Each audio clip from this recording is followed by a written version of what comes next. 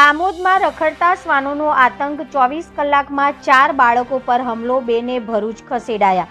આમોદ નગરમાં છેલ્લા 24 કલાક દરમિયાન રખડતા શ્વાનોએ 4 નાના બાળકો પર હુમલો કરી તેમને બચકા ભરી લોહી લુહાણ કર્યા હતા।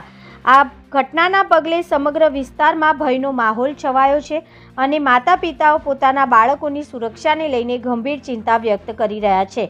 પ્રાપ્ત માહિતી અનુસાર આમોદના અલગ અલગ વિસ્તારોમાં રમતા બાળકો પર રખડતા કૂતરાઓએ અચાનક હુમલો કર્યો હતો। ઘાયલ થયેલા બાળકોને તાત્કાલિક આમોદ સામૂહિક આરોગ્ય કેન્દ્ર ખાતે સારવાર માટે ખસેડવામાં આવ્યા હતા, જેમાંથી 2 બાળકોને વધુ ઈજાઓ થતાં ભરૂચ સિવિલ હોસ્પિટલ ખાતે રિફર કરવામાં આવ્યા હતા। આ ઘટનાથી રોષે ભરાયેલા સ્થાનિક રહીશોએ આમોદ નગરપાલિકાના મુખ્ય અધિકારીને મળી રજૂઆત કરી રોષ ઠાલવ્યો હતો અને વહેલી તકે આ રખડતા શ્વાનોને પકડવા માટે તાત્કાલિક યોગ્ય કાર્યવાહી કરવાની માંગ કરી હતી। રિપોર્ટર ભરત પરમાર, BA ન્યૂઝ ગુજરાતી, આમોદ।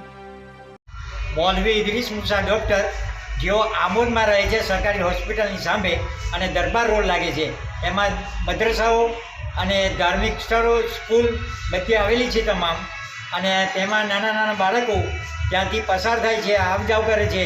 ત્યાં કૂતરાઓનો કૂતરાઓનો વધારેમાં વધારે ત્રાસ છે અને આજે એવા બનાવ બનેલા છે કે 3 છોકરાઓને એવી જગ્યાના ઉપર કરેલા છે કૂતરાઓ કે જેઓ આંખમાંથી જ નીકળી ગયેલું છે એવું સમજો, અને આંખના લોહીના આંસુ બહાર રહેલા છે।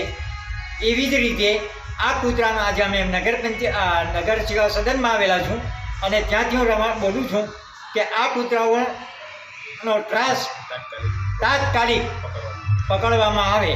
અને ભૂંડાઓનો પણ એટલો ત્રાસ છે કે જે મોટા મોટા જંગલી ભૂંડાઓ સરદારજી લોકો છોડી ગયેલા છે આજે 5-6 દિવસ પર, અને તેઓને પણ ત્યાંથી નિકાલ કરવામાં આવે એવી મારી રજૂઆત છે।